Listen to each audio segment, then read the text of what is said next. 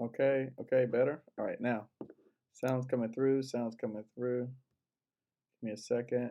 Make sure all of my browsers have sound. Looks like we're good.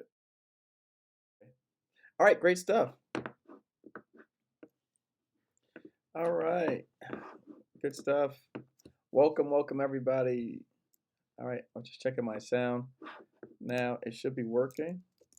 Maria, can you let me know? Jamal, you said you owed me lunch for something. You also made a comment that something that I did worked. Okay, excellent. All right, good stuff. Um, as always, we're gonna wait for some people to show up. Oh, I was looking at the wrong viewers list. I was looking at my other screen where it says 6 chat rate. But it looks like we got 22 people in here. Okay. My man Leland's on today. What's up, Leland? What's up, baby? All right, good stuff. You can tell there's some people in here that know how to use this YouTube live chats. Jamal, tell me the story. What was the story? What happened? I want to know what happened. Tell us the story. While we're waiting on a few more people to get here, you know we've always got some slow draggers. Uh-oh, Nicole from the Virgin Islands.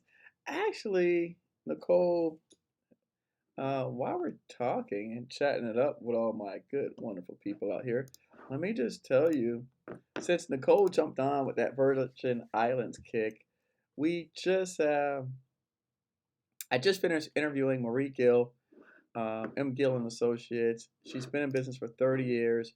Just hit the Inc. 5000 list. She's got a remarkable story that I actually share on Twitter. But they just launched the MBDA. They just, no, not Maria. This is actually Marie Gill, M. Gill and Associates. So they just launched an MBDA, Minority Business Development Agency. They just launched over in the Virgin Islands. And M. Gill and Associates is the group that's charging it. And so they actually told me, I think they did Virgin Islands and Trinidad. No, I know they're in Jamaica. She's in Jamaica, Virgin Islands, and I think Trinidad. So definitely for folks out there who's in there. And it's so funny, Nicole, that you come on today. Look into, oh, I'm sorry. I have the wrong business. See there? I haven't got the wrong people up. Look, I'm over here talking, just talking my behind off, and I got the wrong people's information on the screen. This was an example. All right, here we go. The one in Miami, Minority Business Development Agency. That's their telephone number. And then her email is on here somewhere. Contact right here. Going through my screens. Contact us. Okay. Here's all their information. Check them out because, like I said, they are now servicing the Virgin Islands. By the way, let's just talk about that for a little bit. Sorry. We do have Scott says looking for AA HUBZone opportunities. Good stuff. We'll talk about that today. Also, Scott, we are working on an 8A, and where my man Brian's at. Brian gave me a good idea to do an 8A boot camp. So we are in the mix of putting together an 8A boot camp. This is good stuff. ATL in the house. Cali's in the house. Texas is in the house. So we are working on that, Scott. An 8A boot camp just for 8A people out there. But let's talk about certifications and what y'all gonna do with all this stuff. And by the way, we are going to talk about local certifications, state certifications as well. We're not only going to talk about the federal ones. We're going to focus in on the local, state, DBE, CBE, SBE.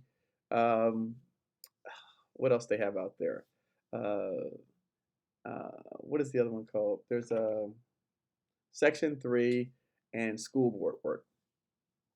So, yeah, exciting stuff we got lined up for today. But interesting enough, just in talking real, with this, something that I learned today that I did not know was that, by the way, we're going to just pull this up real quick. All right, here we have an MBDA, and there is an MBDA actually in every, and most cities have an MBDA. You can look at them around the nation.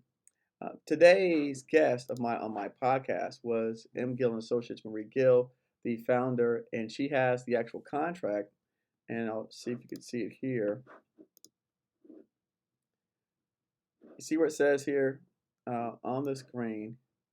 It says operated by M. Gill and Associates Inc. This is M. Gill and Associates Inc. Marie Gill here. So what does that mean? M. Gill and Associates Inc. is the federal contract to teach and help businesses. There's only 4 MBDAs that do exporting in the entire country, and M. Gill and Associates was fortunate enough to be one of the successful firms in winning this federal contract. Additionally, M. Gill and Associates won a huge contract with regard to the CARES Act, PPP, EDO loans, and what they are doing with that contract. They have been given the task. They have actually been given the task to hire staff and people to help small businesses like yourself. Well, what kind of help does that mean? What she was telling me was that part of what they've been doing. Now, one of the things, okay, just everyone out there, she said something to me. We don't give out contracts and we don't give out grants. So do not go to them for a contract or grant. That's just fly off the bat, okay? Please, please, please, please. Can someone write in the chat? Do not go to them for contracts and grants. Someone is going to watch this and call these people for a contract and grant. So do not go to them for contracts and grants, but you can go to them for technical assistance. So now let me tell you what they can do for you.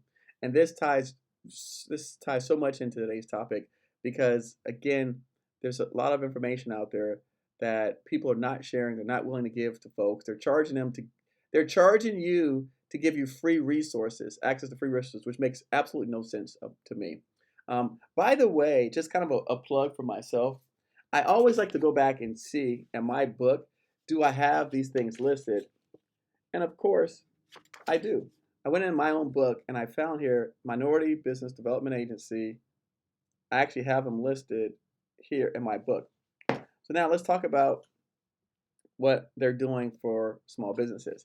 M. Gill Associates, actually, they won a contract with the government to provide technical assistance.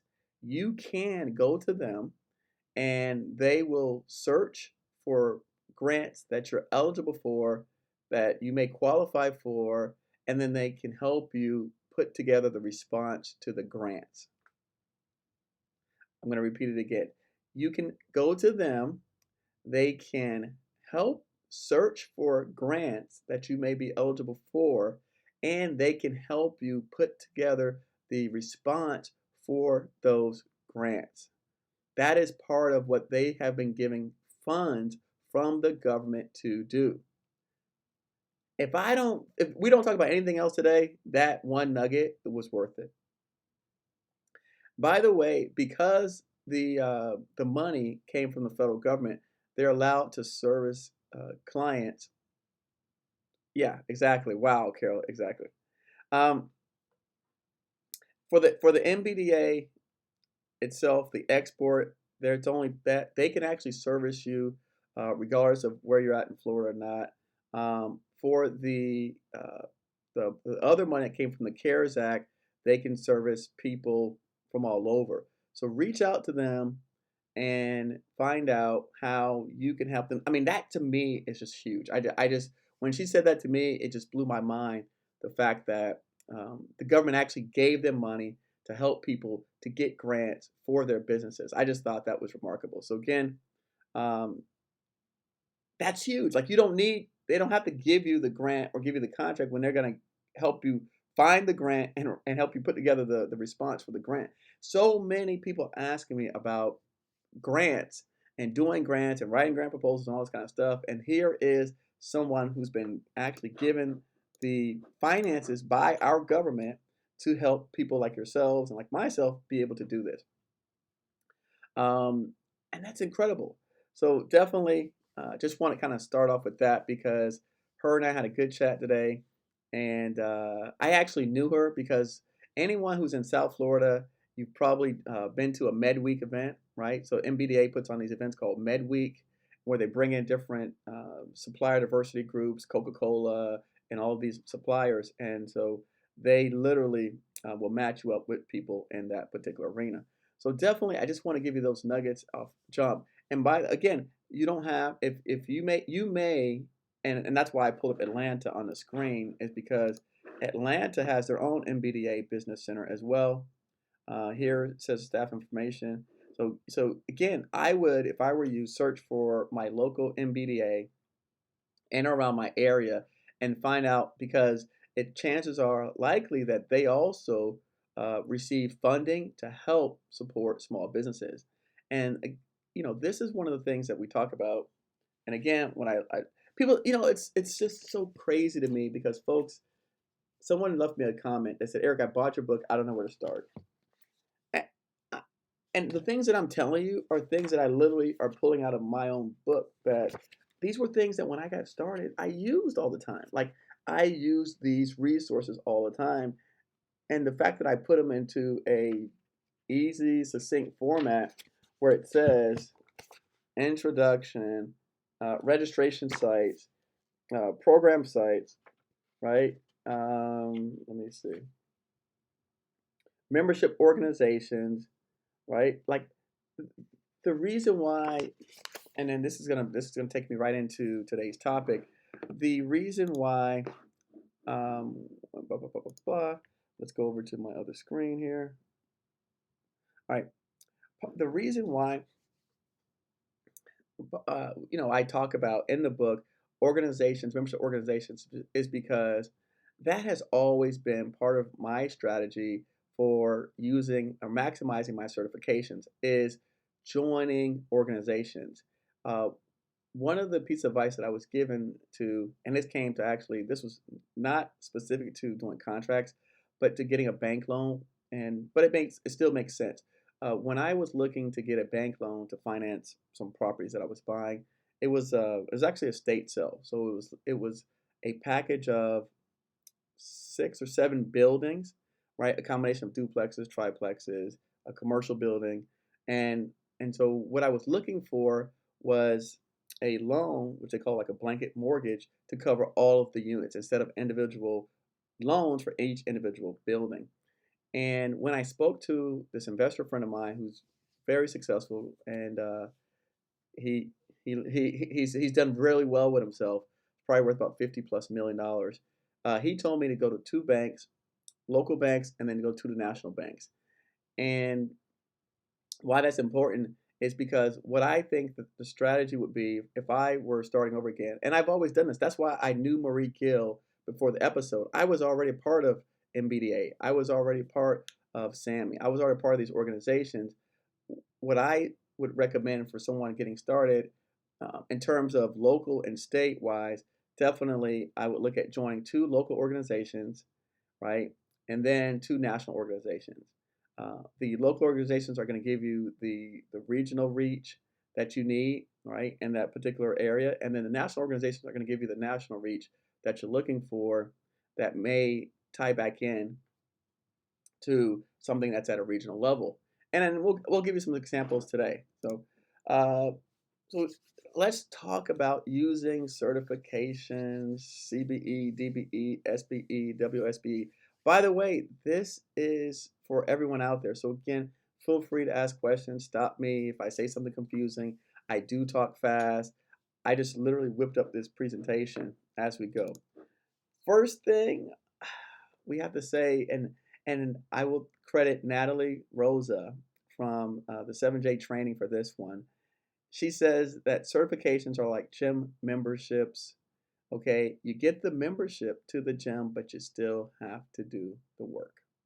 So it's not enough alone just to have a membership to a gym. That's not going to help you lose weight. It's not going to help you get stronger.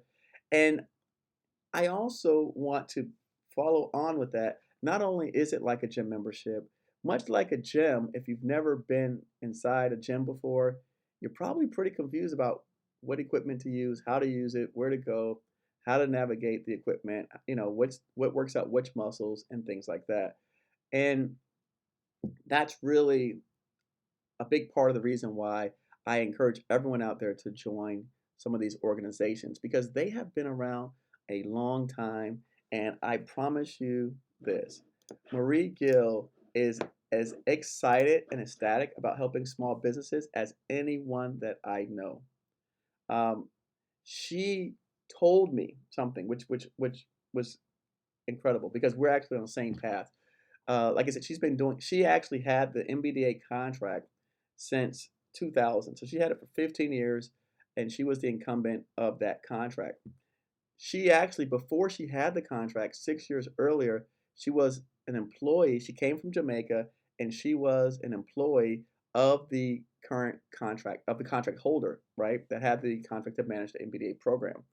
And what she said was, Eric, the difference between my company having the contract and this, because most of the time these programs are ran by nonprofits. She said the difference is I'm a minority and I understand their challenges. I understand the difficulty. And so she felt as though she could do a much better job because she could empathize with them being a small business, being a person that's a minority as well. And then on top of that, being someone that actually doesn't even come from this country, that moved to this country and established her business and had to learn all the nuances. And she stressed that. She said, people in Jamaica, they don't know what is a minority business. What does that mean? And in fact, in my latest book, someone else made a comment to me and said, Eric, you have to explain some of these concepts because it's foreign to a lot of us. In fact, hell, it's foreign to people that are watching this as well, right? What do these things mean? And how do we best utilize them? So I thought that was very interesting that she emphasized that a lot of times she's not just there to get the money, right? Her particular goal, she's really passionate about it. She wakes up every day at 4 a.m., right? And before COVID, she was going to the office, and she, as a small business person, she said she cries with people, and I believe it. I can hear it. Funny enough, I called Maria after we finished the episode, and I told her, I said, this lady laughs more than me. And that's hard to believe, right? She actually laughed more than me on the call. And but that's because we already had a connection. We've known each other from when I got started. In fact, again, like I said, if anyone who's been in the South Florida area, particularly minority business that did not come across her or a program that she created, um, it's hard to find someone. She literally stated to me that she's done over $5 billion in contracts. And let me tell you why that's not a fluff number. I'll tell you exactly why. Because Marie Gill and Gill Associates and the grant that she just received from the government, right, to help everyone listening, all 58 of you and all the hundreds of people going to watch after her. She says to me, Eric, we talked a lot about the, the, the quality of the program and the activity. She goes, but there's also a quantitative portion, a piece to that we didn't even mention. And at the very end, she says, when I signed to take that money, I also agreed to help businesses to win contracts and or money to the tune of $113 million. So in as part of her responsibility and obligation to receiving and accepting the funds, she has to create $113 million worth of contracts and or grants, loans for small businesses. And that blew my mind because a lot of times we don't understand that part of it. We only think that, oh, well, this company, the government gave them $1 million or $2 million, and there's nothing tied to it, right? She has performance goals that are directly tied to how that money will be used, must be used, and then how they're measuring the success of the dollars. And that is incredible. I mean, that just to me, like when I think about it, I go, wow, I don't know if I would have took that money. And again, I don't know what the total dollar amount was that she was awarded, but just think about the confidence that she has to have to be able to say, you know what, um, I can do it, right? And she knew already that she had the bandwidth, or she could ramp up to the bandwidth and the people to be able to actually agree to commit to producing $100 million worth of contract opportunities. You know, the thing to me is that we do not understand, and Montina made a good point. She had no idea about MBDA until she entered the space. We do not understand that a lot of times these folks, if we're not using these services and we're not taking advantage of it, it's no different than the use it or lose it policies that the government puts in place for agencies. Imagine if she is not able to do the things that she says because we are not actually showing up and asking for the assistance or taking advantage of these programs that exist. Imagine if she's unable to do her job. What do you think would happen the next go around when the government decides to hand out some money? They're going to say, well, we gave $2 million before, but she didn't get enough small businesses to come into to receive the technical assistance in order to help them facilitate contract actions, contract activities, loans, grants, whatnot. That falls on us. Someone said in the chat, we have to do our own work. We have to do the work. We have to do the work. Jim Rome always says, I mean, I can't do your push-ups. So part of the conversation is not just how to use a certification, but what are you doing with it? Are you actually telling people what it is your business does, asking for the assistance, asking for the help, asking, where does you fit into this whole mixture of contracting with whether it's the state, your region, your local, and whatnot. I want to show something real quick because this is very interesting. I want to pull this up on the screen. I actually, dun, dun, dun, I made this video in May of this year, right? And in this particular video, in fact, you know what? I've got the video. I've got one even better. I have the video here. Let's go up to the browser. So I made this video in May of 2020.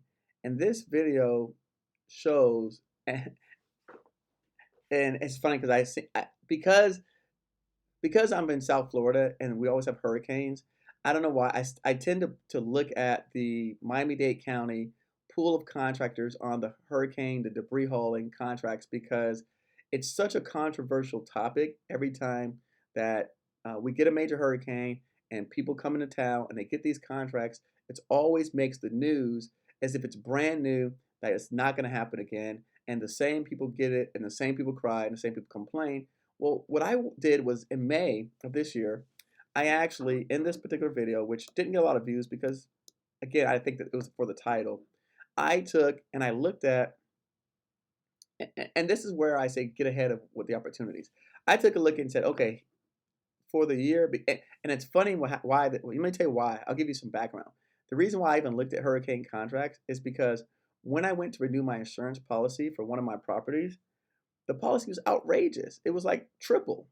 And I'm like, and I asked the insurance guy, I go, why is my insurance policy triple? And he says, oh, because we're expecting a higher than normal hurricane season this year. And the state allowed all the insurance carriers to do I think he says a 40% rate hike to get them from pulling out of the market, the insurance market. So there were insurance companies threatening to leave Florida, the insurance market, because the models forecast a higher than normal year for hurricanes. So I thought about that, and of course, because I do contracts, I always think, okay, if the insurance companies are looking at this, let me see where they're getting their data from. So I went on and I pulled up Wikipedia and I looked at some forecasts and I looked at some models, and I was able to find that they're right. They were predicting, all the numbers show that this year was going to be a really high season for hurricanes. And I think we have 2 tropical storms in the mix right now. So again, I just sat back and did research. Now, let me show you this. So then I went on and I said, okay, and this video I've made, you can watch it. So I go, okay, well, if there's a higher than normal hurricane season, I'm sure that people who do debris hauling, tree cutting, all that stuff, right, they have to know this information too, right? Because you would think that if this is your business, you would know this kind of information, or I would hope you would. And so I pulled up and again, this is always the case, I pulled up the hauling and disposal of emergency debris contract in Miami-Dade County, this pool of contractors. Again, it's all you have to do is pre-qualify to get on the pool. That's it. There's no price associated with it. You're pre-qualifying your business to get on the pool. And I show the example in this video where this contract is $90 million right there in Miami-Dade County. And very easy to pre-qualify to get on it. You just have to fill out some forms and document it. And I pulled it up and I counted all the vendors. And I pulled up the vendors and I went through the whole thing. And I think, let me see if I can pull it up, if I can see it here, just clicking through. I think it came out to 7 vendors, if my math is right. 7 vendors. So the insurance companies know it's higher than normal hurricane season. Miami-Dade County created a pool, a vendor pool for eligible contractors that was $90 million in there for hurricane debris hauling. I would willing to bet that I have more people on this watching me right now, because there's 70 people watching. I would bet that there's more people on here watching that actually do debris hauling and removal than they have on that list. And it's mind-boggling to me how this is even possible. But yet people say that they have these certifications, and what they're hoping, again, is by buying the gym membership that creates a workout plan or workout program, and it does not. So the next step is you have to go to the cities, you have to go to the states, you have to identify and find out where are these other types of vehicles that I fall into. I have a really good friend of mine, and he has been crushing this particular model at the state level. In fact, I have 2 friends that have been really crushing it at this local level, the city level. And they're in 2 separate arenas. One does air conditioning, and the other one, he does batteries and some other stuff, trailers and just like random things, where what his strategy is, he goes and looks at all these pools, and I have it on the screen, Miami-Dade County. Here's pre-qualification pool contracts. In fact, let me make it big so folks can see this. Here's pre-qualification pool contracts, Miami-Dade County. And it gives you all the amounts. Like, you can see the contract. I don't understand, people. I really don't understand what does not make sense about finding your city, finding the contract pools that fit your particular criteria in your area, and then getting your business registered to be in one of these pool contractors. Why are you waiting for the actual bids to come out when a lot of the larger cities are structured in this manner where they've already created these pools? Because their budgets, they already know their budgets, right? They know the annual budget, they know what they're going to spend. So they already have an idea of what they're going to spend in these particular categories because they've been doing this for 50 years, 60, 70 years. This would be the first place that I would start if I were wanting to tap into my local area. This would be the first place. This is the same thing that we talk about at the federal level when we look at IDVs, right? So when we look at those indefinite delivery vehicles, we look at IDIQs, MATOCs, SATOCs, all those things at the federal level. This is the equivalent at the local level. And a lot of people are simply, I mean, again, this video only has 681 views, right? And I guarantee you, if I were to pull up the list today, there's not 1 or 2 additional people added to that list. We can look, and any one of us can do this, you can look right now on the news and see we have tropical storms and hurricanes brewing, right? And over there by Cuba, and by, matter of fact, Nicole, what's going on in Virgin Islands? So she's over in the Virgin Islands. She could probably tell us this. You know, that's one of the things I want to talk about, and that's kind of just referencing a video that where we cover these areas and we talk about it. Now, something else I want to go after is, let me go back to this other one, is so joining 2 local organizations and then joining 2 national organizations. When you join the organization, a lot of us sign up for an organization, right? But we just sign our name, pay our fee, and that's it. You got to get out there, people. like you have to get out there and you have to start talking to folks. When you meet some of these people, they are incredible advocates for small businesses. Um, I've heard nothing but great stories at some of the, for example, we have when we talked today with Marie Gill, and I'll show you. Let's go back to this other screen. She literally spun off and just started telling me about all of the affiliate organizations that they work with. So she said, "Look, Eric, if we can't help you, the best thing, what things that we do is we give referrals." So just in our conversation, like I mean, I took notes myself. Like these were my notes from her talking. So she said, and I'll give you guys some examples on here because a lot of these questions that people ask me all the time. She said, Eric, so if you were want to get into manufacturing, we would refer you to Enterprise, Florida. All right.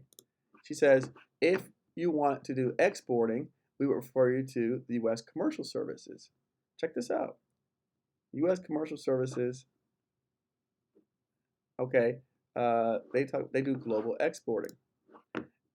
The American Chamber of Commerce directory if you want to do business in other countries. So for example, let's say you want to do business in Algeria or Chile, she would refer you to the American Chamber of Commerce, and they have people on the ground at the embassies that you can talk to and work with. There, we mentioned. Hold on, I'll tell you what else she mentioned. I'm gonna go to my notes because she just starts spitting off stuff. AmCham, U.S. Commercial Services, and then she mentioned the Live Plan program, but we'll talk about that later.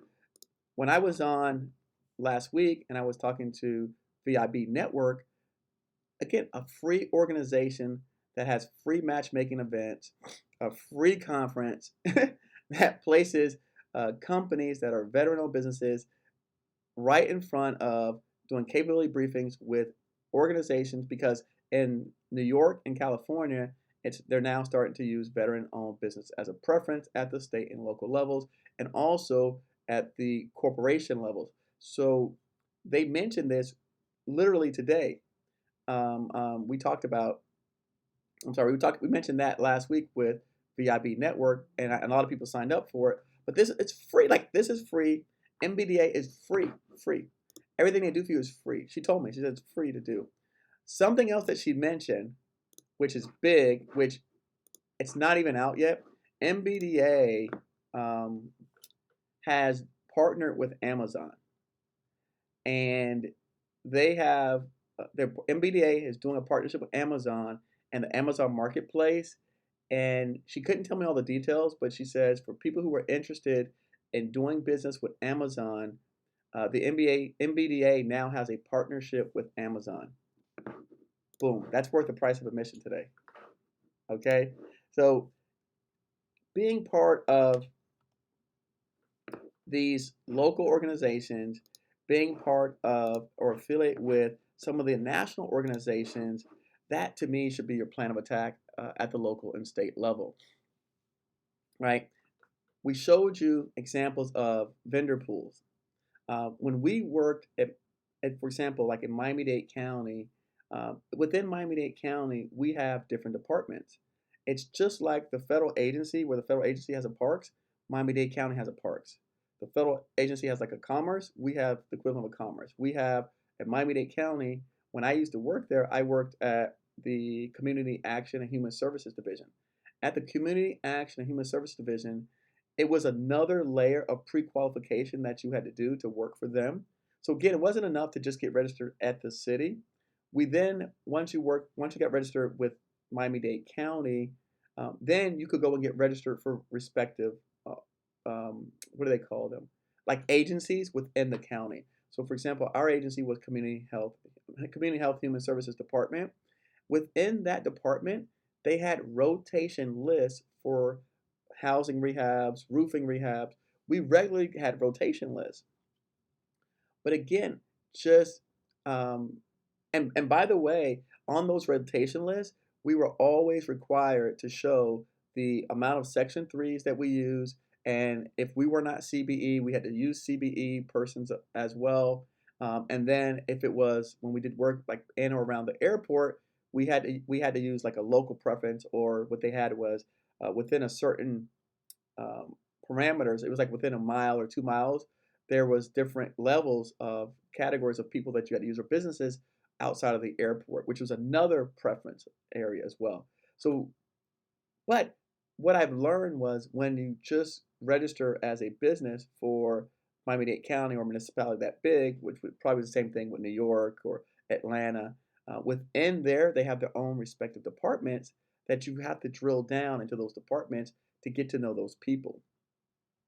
Once you get to know the people within those departments, it's no different than working with the respective agencies. They get to like, know, and trust you. Once they get to like, know, and trust you, the same thing happens.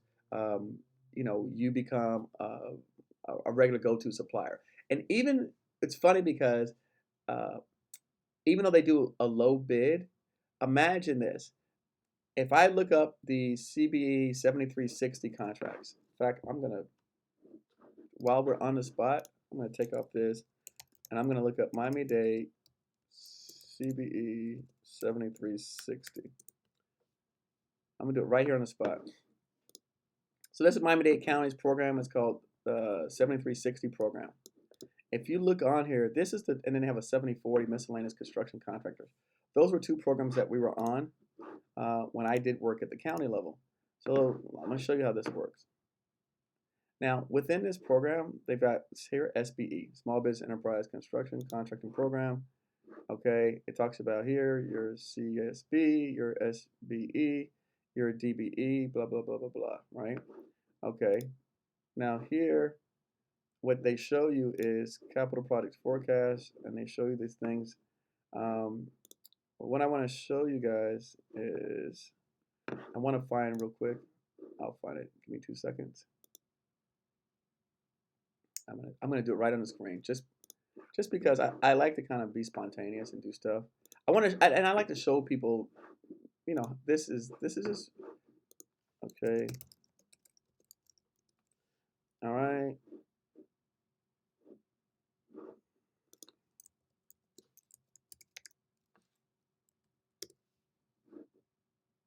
Let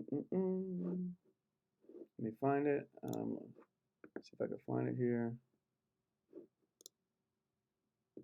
Here's their vendor portal. I don't want to go to the vendor portal. I want to find the list of vendors.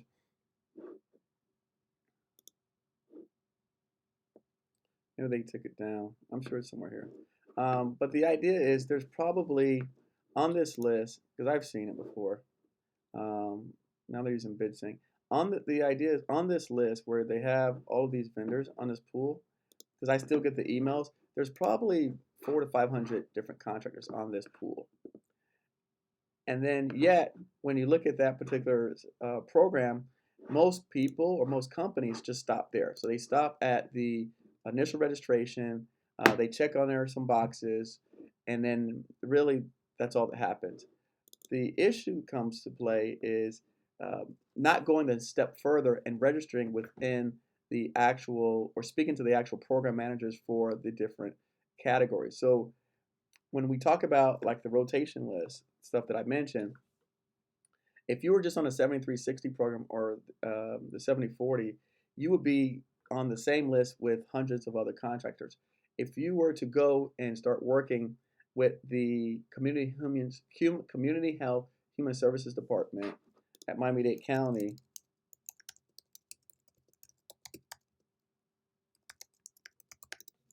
pulling it up. So if you were to go in here and register with the Community Action Human Services Department as a vendor for them, you could then go into a smaller pool of contractors to where now, what I was looking at, what I've seen in the past, were rotation lists that were maybe 10 companies long. So that guaranteed, with only 10 people being on that rotation list, that gave everyone, right, every one of us that was on that list contracts. So it's a great way to start. It just, so being on a vendor pool, right, and then registering within specific agencies within the local city or states that you're working with. Same thing at the state level. What I've seen is a lot of people are getting their DBE, but not translating that DBE to other, because there's other municipalities that may have more DBE preferences.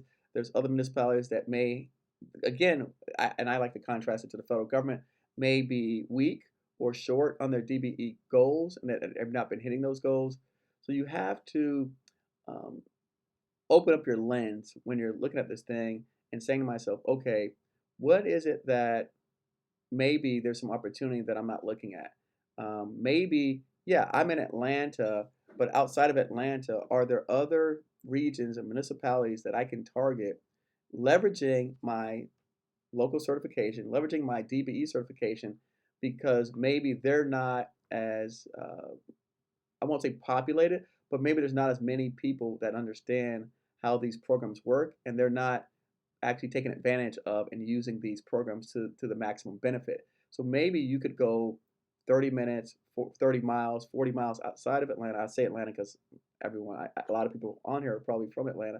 But you could do the same thing in San Diego. You could do the same thing in any major municipality that you're working with. If you look outside of those areas, you can use that same DBE status since the state certification and carry it to the next local town. A lot of times, what I've had in the past is if I have my DBE, I can use DBE to, even if, let's say, they had a local certification, I could use my DBE to get that local CBE status, or they may just accept my DBE and carry it over and use that like the reciprocity in that particular municipality. So those are some things that I've seen done and that I've done as well for it. Another thing, a cool trick that I want to mention to folks out here that I've used in the past is when I was first getting my CBE, um, you can actually expedite these CBD process. I don't know how long it takes to do it now, but one of the tricks that we did was if you were bidding a contract or going after a contract that required CBE status, they would expedite your application forms.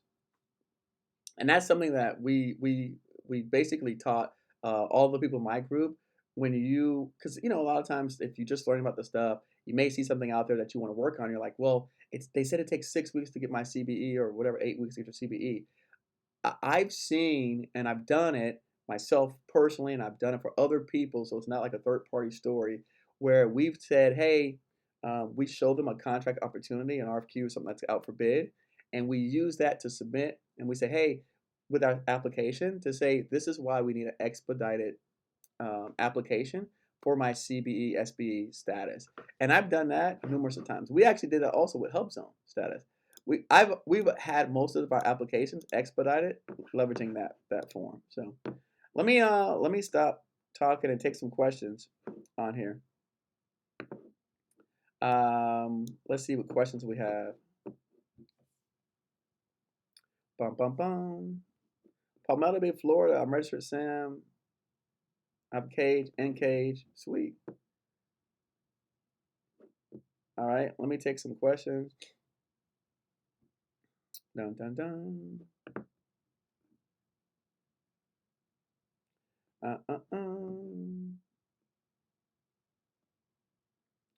Let's see. Questions before we continue on.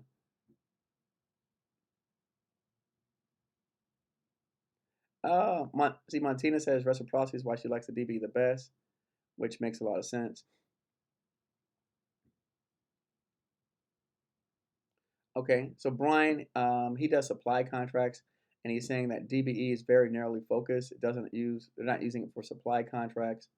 What's interesting about that, Brian, is in Arizona, and this is really the reason why I talk to people about, I stick to federal arena, is because it's interesting how we have a person in Atlanta who says they like the reciprocity aspect of the DBE, and then we have someone in Arizona that says they don't like DBE because it's a very narrowly focused, and then we have California, which is now representing veteran-owned, and then New York is now accepting veteran-owned as its own designation at the state and local level. But then, Brian, from the service aspect, we have a company in New York that literally grew their business, and they grew up to $4 million in annual sales using the DBE in your same arena, and they carry products. So it's just unfortunately with all when we talk about state and local, the rules vary depending upon where you're at. But it's part of part of the what I would challenge everyone to do is, again, if you start talking to local organizations, right? They can help you navigate that arena. That's the best advice I could give anyone out there, is because it's really difficult for me or anyone, I don't care who it is, that's not in your area to talk to you about how to navigate the DBE, the SBE, the CBE program. That is very region specific, very local specific, very state centric. So it's really hard to say, um, other than like some blanket statements of what to do. But I can say this: if you have people like Marie Gill or M. Gill Associates that are the advocates behind the dollars that are being given to help small business like ourselves, we're all going to be successful. We're all going to be in better hands and be better kept. Because, like she said to me, if I can't help you, I'm going to give you a referral to someone who can. And she says that we take our referrals seriously because it's a reflection on us. And since we are funded by the federal government, we take our job seriously. Same thing goes to the Florida Minority, what is it? The 7J program that's being handled by the Minority Council, Florida State Minority Council. These organizations are receiving federal dollars to help support us. And it's our job to go out and reach out to them, to talk to them, to get the most out of them, to get the maximum benefit, the maximum value that we can. We need to be juicing these people like you would put your orange in your machine and crush down on it. We need to be squeezing them for every drop of juice that we can get out of that thing. Okay, not simply stating that, well, they can't help me or they don't know what it is, because I did not know myself that she helped people write grants. Like, I didn't even know they helped you write grants. So that's something that, beyond what I even thought that was outside of their realm, is they're actually doing grant assistance. And maybe it's a result of COVID, but whatever the case may be, I don't care. That serves me well. Melissa Tarver is on here, and she sent me opportunities that comes from these same organizations for grants for small businesses. So just being in the know-how is huge. It's a big deal. Let's answer some questions. Dun, dun, dun. Let me see what you have.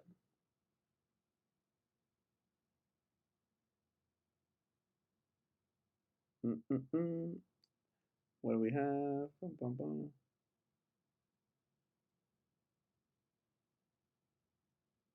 Savannah, Georgia. I wonder where my man in Palmetto Bay's at, because he's in my neck of the woods. All right, how can I use my preference points as leverage when subcontracting? I have 12 points. You see, Julian, it's funny you said that. See, I, every place does not have preference points. So that's what I mean. That's why I would encourage you, because and I'll give you an example. In the federal program with the HUBZone gives you points where you're allowed to actually bid higher.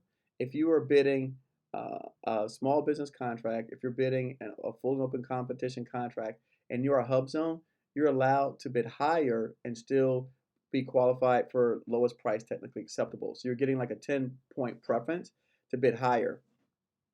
Julian, what you're talking about and your 12-point preference is not widely known to everyone on this call. That is something that's specific to wherever you're at. So, that doesn't correlate to us and what we're doing. And because I've never heard of 12-point preference, and I don't even know what that means. So maybe you have to break it down and clarify what that means, because again, what we say is every state is different, every city is different. I don't know where you're from, and I don't know what 12 points means. I can only give you examples of what other people have done and how they've leveraged it. What I would say is this. Let's go talk about the school board contracts. School boards are, because a lot of the school board dollars come from federal funding, they're very strict and stringent on using small business certifications. So a lot of the school board work that you're going to find out there, they're going to be heavy on using small business certifications. The veterans hospitals, they're going to be big time on using veteran-owned businesses. Uh, there's a big push in the federal government with women-owned businesses now and women-owned business certificates. That's huge. We talk about in some of my previous, and let me pull it up, in some of my previous content where we mentioned, dun, dun, dun, where we talked about in terms of the federal government, sources sought, RFIs, you have to submit to your sources sought and your RFIs. When they're doing the market research phase, everyone who has a federal certification, it is your obligation to respond. You have to do that. Again, if you have a federal certification, you should be responding to all of these sources sought, all of these RFIs. You should be doing capabilities briefings with your federal agencies. Again, if you have a certification, a federal certification, you should be doing capabilities briefings. You should be talking to area managers, program managers, project managers, park managers. I have a video where we actually spoke with the OSTABU for the Nationals Parks.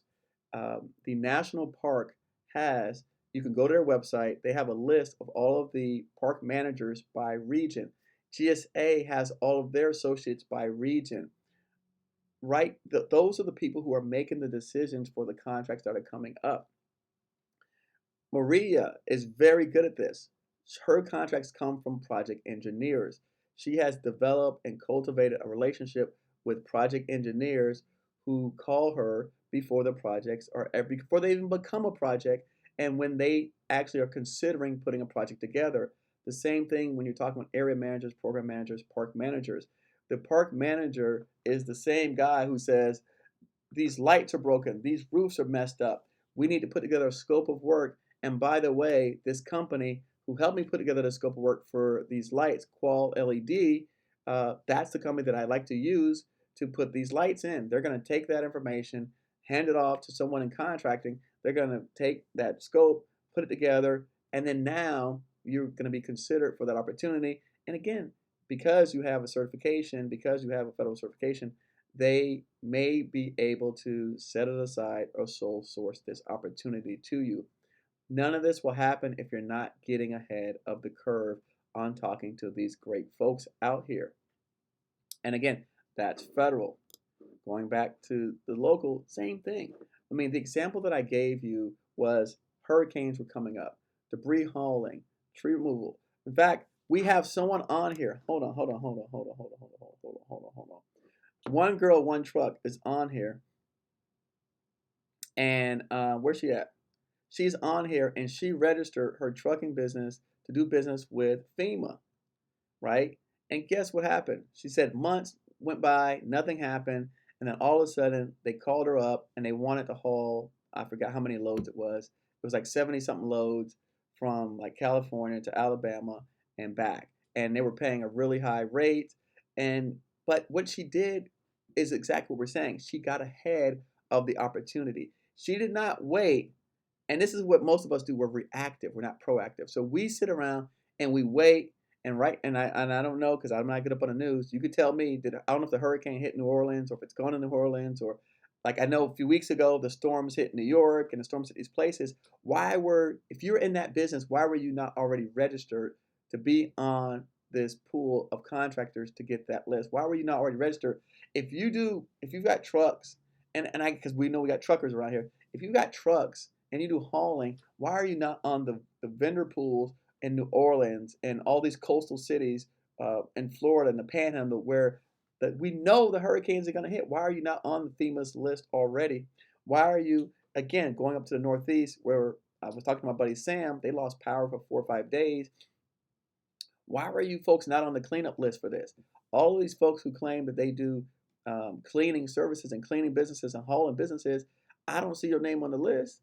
So don't go back and be crying on TV or the news talking about, oh, how come all these out-of-state people got contracts? Because they were on the list, and you guys were not on the list.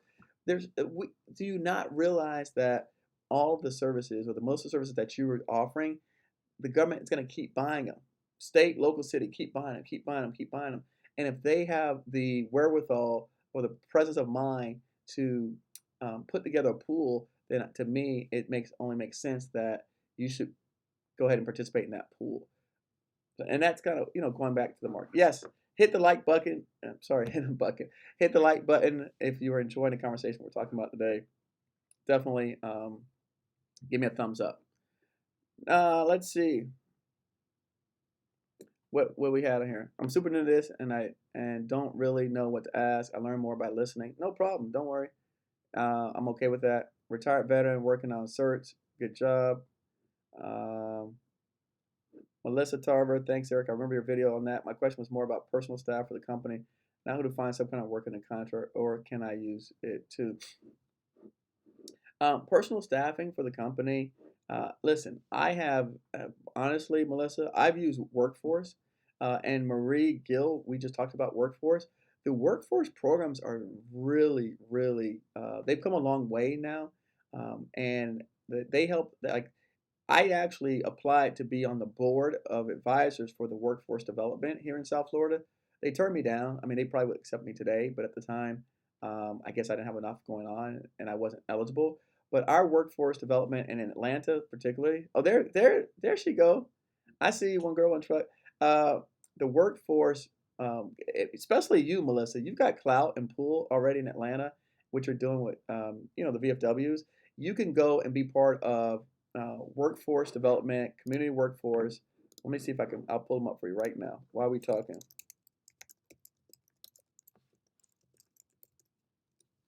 I'm gonna pull it up right now while we talking.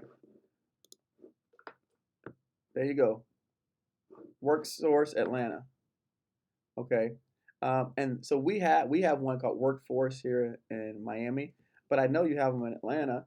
I would look, if I were you, Melissa, since I know who you are, I would reach directly out to Executive Director Kat Taylor and figure out how to work with them. And actually, you may want to even consider being part of their workforce development board, just because that's going to give you access. A lot of the major corporations, they come in and they do their big hiring using Workforce. Workforce already has a pool of people available. It's a great resource. And I actually, when my first grant that I wrote successfully, I actually partnered with Workforce, South Florida Workforce is what it was called, and my man George, I actually remember George. George and I, he wrote me a letter saying that we were going to be the partners with South Florida Workforce, and they were going to help us do the staffment portion of the grant application that we submitted. So we actually did a formal letter with them.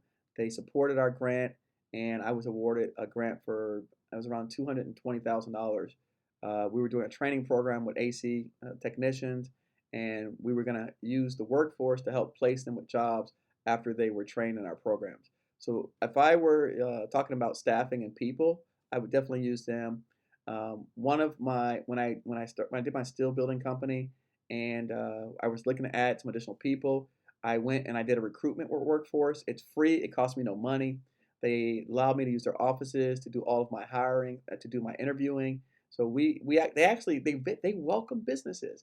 So if you're looking to staff up, to man up a job, I literally we reached out to the workforce. We call them. They have people that they can assign to work with your organization, and they'll help you put together the job application that you're looking for, and you can go through and they'll recruit whatever, however many people you need, 20, 30, 50, 100 people, and I literally did the interviews right there inside of Workforce. In fact, I can picture my mind, because this guy that I hired did not speak English and my Spanish wasn't great at the time. They even got me a translator, which was like pretty cool. He ended up being the best guy that I've ever hired in my life. He came from Workforce.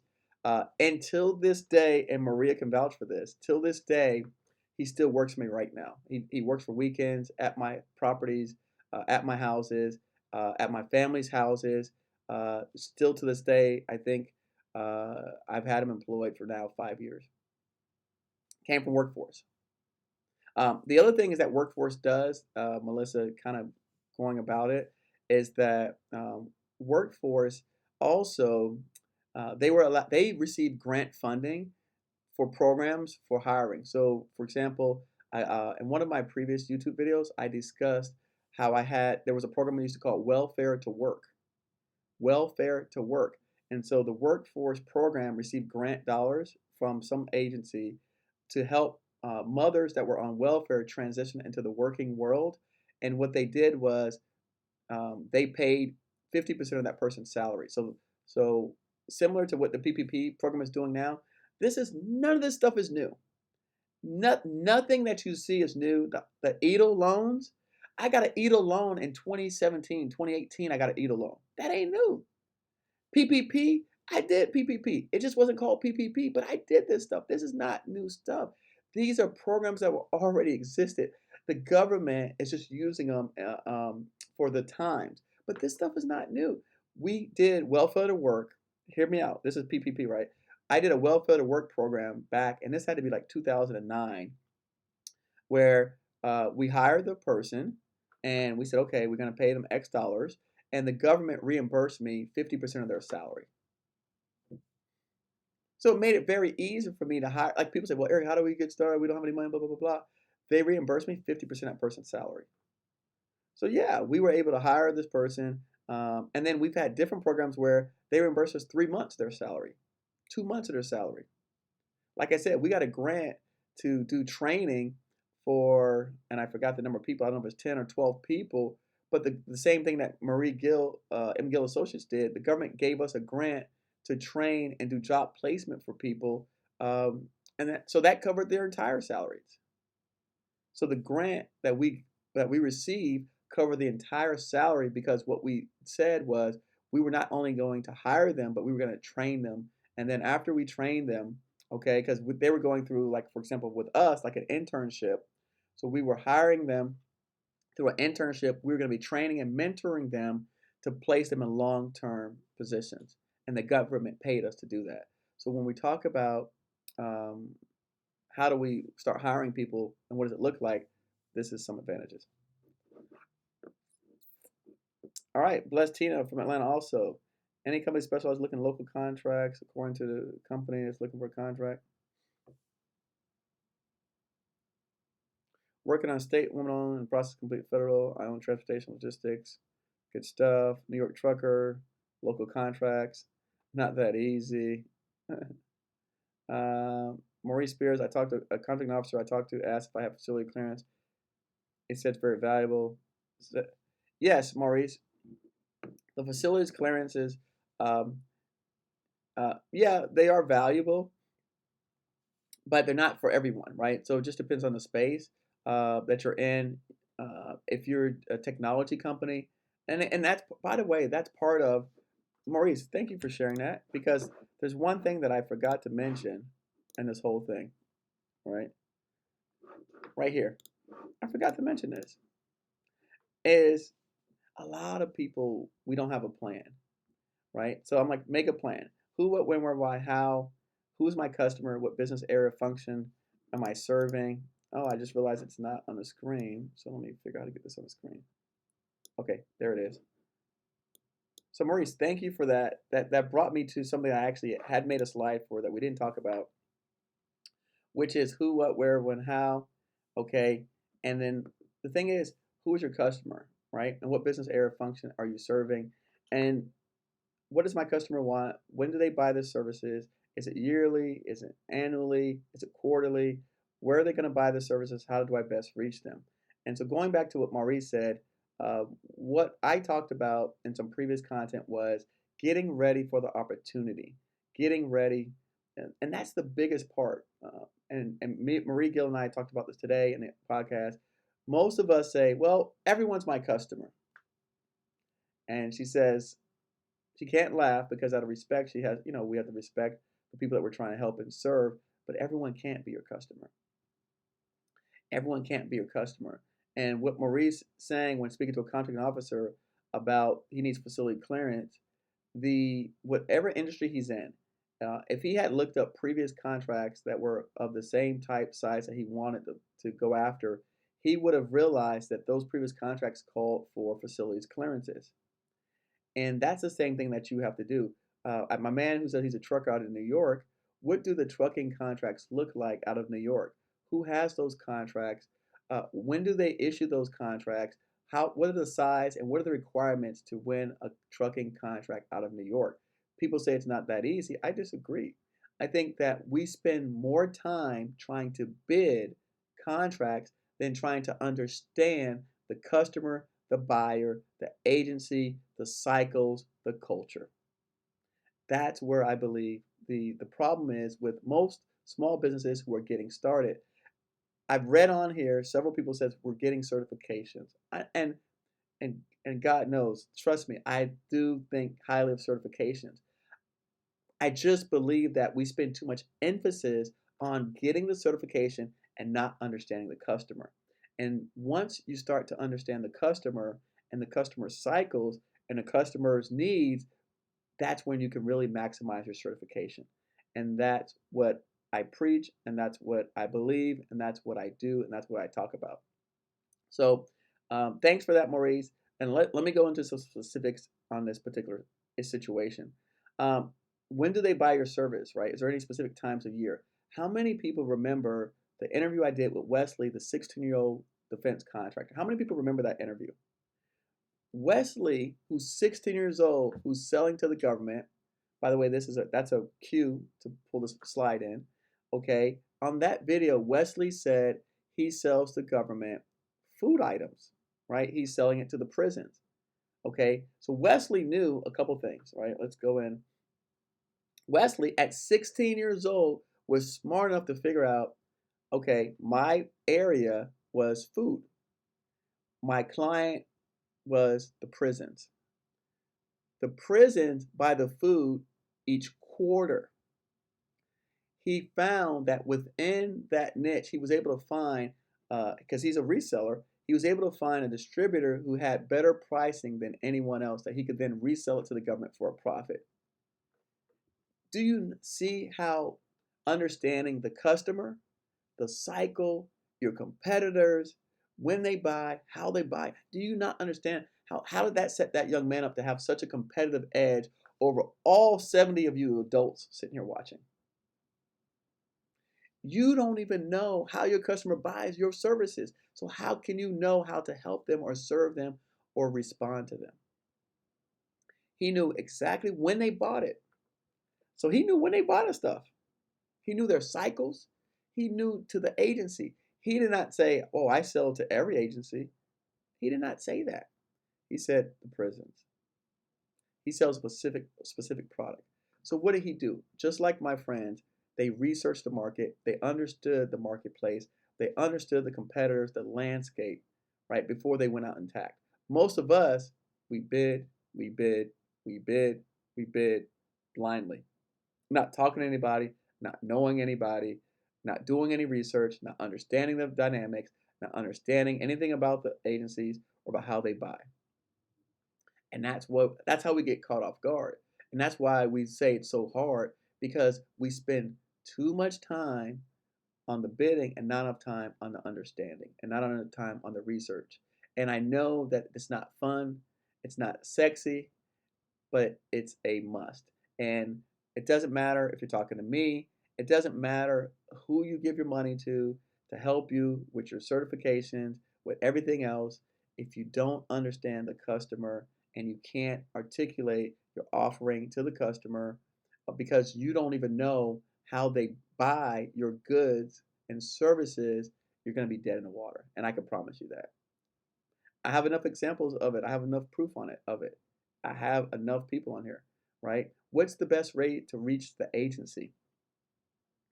When I talk to people, when I'm on the phone, I'm talking to my federal government client, I ask them, when I'm doing my capabilities briefing, I ask them, hey, what are some ways that I should reach out to you guys?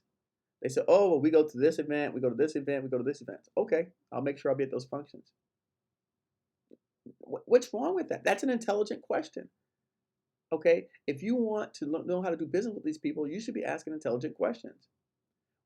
If you've determined that, hey, the state of New York is gonna be my client. If I was a trucker and I looked at the state of New York, I said, I want to do trucking in the state of New York. I wouldn't find out who's getting those contracts, right? What are the rates they're charging? What are the vehicles that they're getting those contracts under? Okay, who are the competitors? How competitive is it, right? And take a look at that. And I'm pretty sure that we could find that information just on Google. Like you don't even have to do anything outlandish. Like you can Google probably most of that information. I could probably Google it right now and find out the pool of trucker contracts in there. And then you got to determine also, are you doing refrigerated trucks? Are you doing mail trucks? Is it a courier truck? Is it local? I mean, I don't know much about trucking, but I do know there's a variety, at least in the federal government. There's all types of ways in which they buy trucking services. There's not just one way. So you have to then narrow it down to your specific types of trucks that you have because uh, are you doing the long hauls? Are you doing short hauls? Are you hauling trailers? Or is it the trucks like the backhoe? I mean the dumpster type trucks? Is it the freight hauling trucks? Right. So there's all these kind of things that again, when you if you were to take if you were to take the same amount of time that you spent to get a certification and spend that same amount of time understanding the client, understanding the market that you're going after, I think that 50% of us on this call today would be more successful. And that's good enough for me because I don't need 100% people to be more successful. 50% of people is good enough for me. So, yeah, I just think that is just when I listen to folks out here and I listen to their struggle, people get on the phone with me and I ask them these questions. And um, hold on, I was reading some comments that made my heart warm. Okay, need assistance with hiring people, then yes, definitely best to contact them. So true, and also understand that these certifications, corporate and government, are much different. I agree. Corporate and government are night and day. Uh, I can't even talk about corporate because I've actually never had a corporate contract, so I can't even talk about corporate. I'm not even going to touch that with a 11-foot pole. Um, so that's really the gist of everything. I mean I went over my 1 hour mark. I try to keep these videos to 1 hour mark, but the thing is, what I want to say is this: a lot of folks out here really, and it's not just the research part, right? Um, it's being prepared. Have your stuff together, folks. And Montina and I talked about this. She said so many people are not even ready. I think there's so many folks out there, and I talked to Marie Gill on this as well.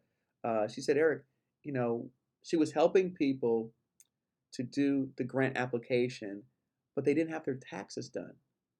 And so part of the requirement to get the grant was you had to show your taxes. And the people didn't have their taxes done. Luckily for you, Marie Gill is a kind-hearted soul who's thought of everything, and she has an accountant on payroll that can help you get your taxes together. But that's not her fault. She's doing that because she is a minority business and she's been there and she knows what the needs of the community are and the people. But at some point we have to take ownership as well and say, that's my bad. Like, if you want to come out here and do business, you can't play business. You have to do business. You can't go out and ask for a grant for your business and not have taxes. Because I asked her, I said, Marie, tell me some of the common things that you see people, small businesses encountering that come to your office. She says, well, people, I'll help them go for this grant that they can get a grant, which means money that you don't have to pay back. But she said they don't have their taxes. And I'm like, I would have never thought of that. Honestly, it just went right over my head. I would have never thought that someone out here who claims to be in business, who wants to do business, did not have their taxes done in order to be able to get a grant that they wanted or needed to grow their business. I just didn't make any sense to me. So I want to leave everyone with this: be prepared, have your stuff together. Um, if okay, you don't have enough money, to get a contract or do a contract, then you probably need to figure that part out first, right? Like that. Those are some things that someone tweeted me the other day, and they said, Eric, oh, does the government pay me money after I get the contract to buy the stuff to then give it to them? No, they don't do that. No, the government don't do that. Mm-mm, they don't do that. So what are you talking about? You didn't like this person didn't do. They did no. They did zero research and spoke to zero people. That's my conclusion about that, and that's awful because we're giving you resources, $12. Come on, we're giving you free resources. We tell you about PTEX, we tell you about SBA, we tell you about all these organizations. We're giving you free resources, and people still complain it's not enough. People still complain. I don't understand. The certifications are free. They're giving you free certifications, free organizations, free meeting events. All you have to do is do your taxes. Come on. Come on. Understanding how the government buys is critical. Understanding the rules of engagement. It's an absolute must. It's an absolute must. You cannot, for example, let's go back to I put you on a vendors list. You're on a vendors pool, right? And now you're in a rotation list to receive these contracts. You win a contract for construction because you're in a rotation list. They give you the contract, and then you don't have the bonding?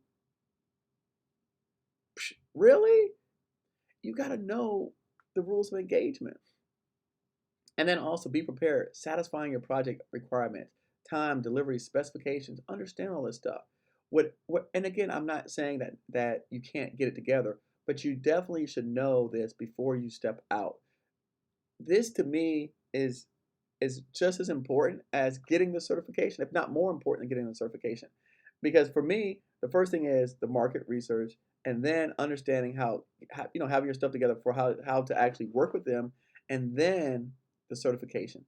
But most of us get certification, and then we learn and we don't have our stuff together after we done got into some hot water, and then we figure out after we can't get contracts that maybe we should be doing research. But after we've already unsuccessfully bid a dozen times, we haven't participated in any organizations, any events, haven't spoken to anyone who actually does this for a living, and then we wonder why, and then we go out and we make claims that these programs don't work and they're not successful. That's crap, because again, there's people on here who are doing millions of dollars in contracts. There's people on here that are working with states. I know friends that work with the states. I know friends that work with local, and I personally work in the federal arena. And then a couple things I just want to leave you with. I keep saying I'm going to leave you, and I have more slides and more stuff. Word of mouth contracting is always big for me. Social media, virtual conferences, events, virtual sites, working with primes, working with subs. I did do something before I jumped on today, which I thought was interesting. I'm going to share it with you. I have what's called Sales Navigator on LinkedIn. It's a paid service on LinkedIn. But what I did was I just typed in supplier diversity here. Like I literally just typed in supplier diversity, and I pulled it up, and it gave me 67,000 results. And what's interesting is when you have, and I'm not promoting you to pay for this because it's really expensive and most people can't afford it. You don't have to do it, but it is a tool, and I want to share this last tool before I let everyone go today. Using Sales Navigator is really cool. One of my friends who's a big time executive told me to get it, and I was reluctant because it was like $100 a month or something like that, $200 a month. I don't know, it was something crazy. But he's like, he literally makes connections with presidents of banks using this tool. So I'm like, oh, let me check this out. Just to check it out. So I type in supplier diversity, and what pops up on my list? Head of supplier diversity at Novartis. I have one shared connection, which is Michelle Burnett. Look at this guy, head of supplier diversity at Cisco. 3 shared connections. LinkedIn has been able to help me literally find out who I have connections with, who are heads of supplier diversity at these major organizations. And again, if you are part of National Supplier Minority Supplier Council, USBDA, any of these groups, and you've gotten certified through MBE or DBE, these corporations, a lot of them recognize those certificates and those certifications that you may have. So LinkedIn is an excellent tool for me. It's also an excellent tool for anyone out there. Look at, I mean, again, supplier diversity manager at PayPal. I mean, and I have 6 shared connections with this person. Global at Cisco, CVS Health, Microsoft, Staples. The list goes on and on and on. So I just thought that this was definitely something I want to share with you because this is a tool like anything else, right? We'll go back to, we call it tool, but we can also say a piece of gym equipment that you can use to help you with your exercise regimens. So now you have your membership, and now these are some of the actual tools that you can use. Look at this, Target, USAA, I mean, 63,000, 67,000 results. Bridgestone, PepsiCo, Ohio Minority Supply Diversity Council, Walmart, Sam's Club, right? Now this guy is good. They used to be CEO of Supply Nation, now Social Supply Diversity Manager at Lend-Lease. Winter Garden, Florida, Walt Disney Company. I mean, the list goes on and on and on. So, hey, look, thank you so much. I hope that we got some nuggets out of this one today. Definitely, I appreciate. I want to share. Marisa, I found a lot of your podcast guests with LinkedIn. Yes, LinkedIn is the best. Hopefully, this helped some people out there. And I hope you enjoyed it. I enjoyed it. But it's funny that a lot of these things, they're right in front of us, and we just don't take advantage of it. And that's probably the biggest thing that I could say for everyone out here is to take advantage of the things that are right under your feet, that are right under your nose, that are right in your backyard, and then spread your wings from there. Thanks so much, guys. This has been a lot of fun making this particular video.